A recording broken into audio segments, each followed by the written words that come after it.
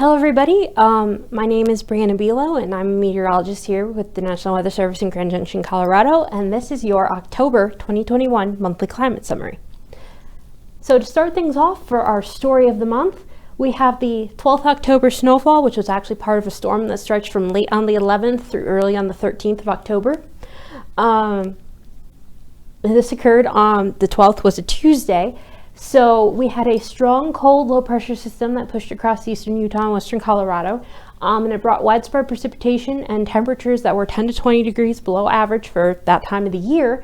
And with a system that was this cold, we actually saw snow levels drop down to some valley floors. Obviously, we didn't get any snow here in the Grand Valley. We only saw rain, but some higher valleys than here, such as where Blanding is situated in eastern Utah, this photo courtesy of Utah State University, I actually saw snow.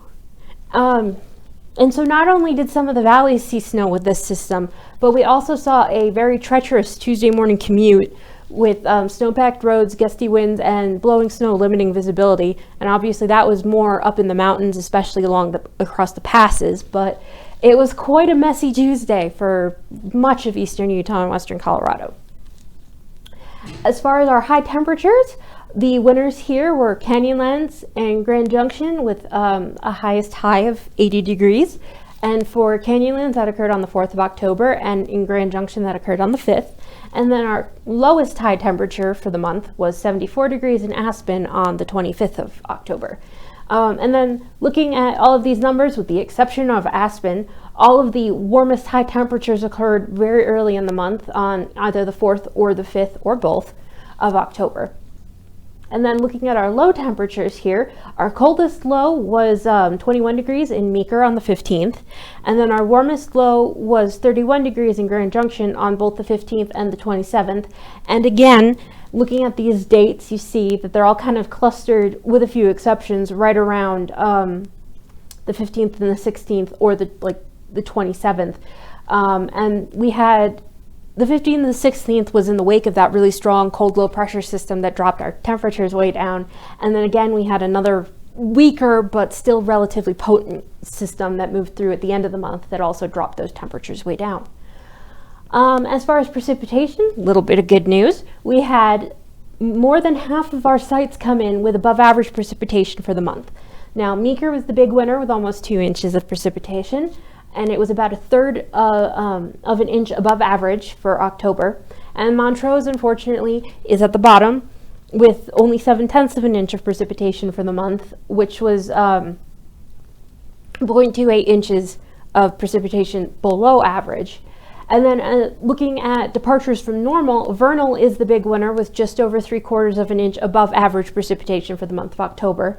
And Durango is the, unfortunately, at the bottom with that one, with 0.67 of an inch under average for the month of October. But it's really good to see more than half of our sites coming in above average, so hopefully this will keep going, but we'll see. As far as our drought update, we actually saw some improvements. As far as the drought monitor is concerned, as you can see, there is no longer any exceptional drought in eastern Utah or western Colorado, and this is as of November 9th. We do have still quite a large swath of extreme drought, but you can see quite a bit of an improvement over the San Juans and the Central Mountains, where we've seen quite a bit of precipitation the last couple of months, with even pockets of D0 abnormally dry poking their way into some spots. As far as the seasonal drought outlook is concerned, most of eastern Utah and western Colorado remains in this drought persists category, but we are seeing an expansion of this drought development likely area, especially in the areas I just mentioned, the southern and central mountains here along the divide, where we have been seeing quite a bit of that precipitation. And then a snowpack update, since we actually have snow to talk about. Obviously, this is very early in the season. These numbers don't necessarily reflect how the season is going to go. But as of right now, most of eastern Utah is well below average as far as snowpack, with the exception of the Uinta Mountains, where they're at about 80% of seasonal. And then for western Colorado, we have central and northern portions of the area running 85 to 95% of normal, with the exception here being far southwest Colorado, where they're a little bit above 50% of normal. Obviously, This is only as of November 15th. There's still plenty of winter to see how these change. And then for our monthly outlook, and again, we are halfway through November now, but we'll see. We'll see how this goes.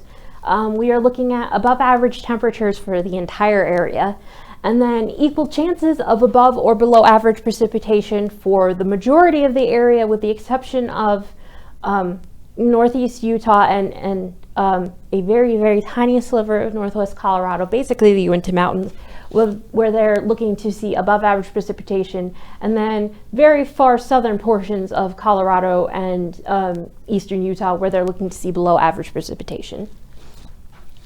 And that's it. So until next month, have a good one, everybody. Thank you.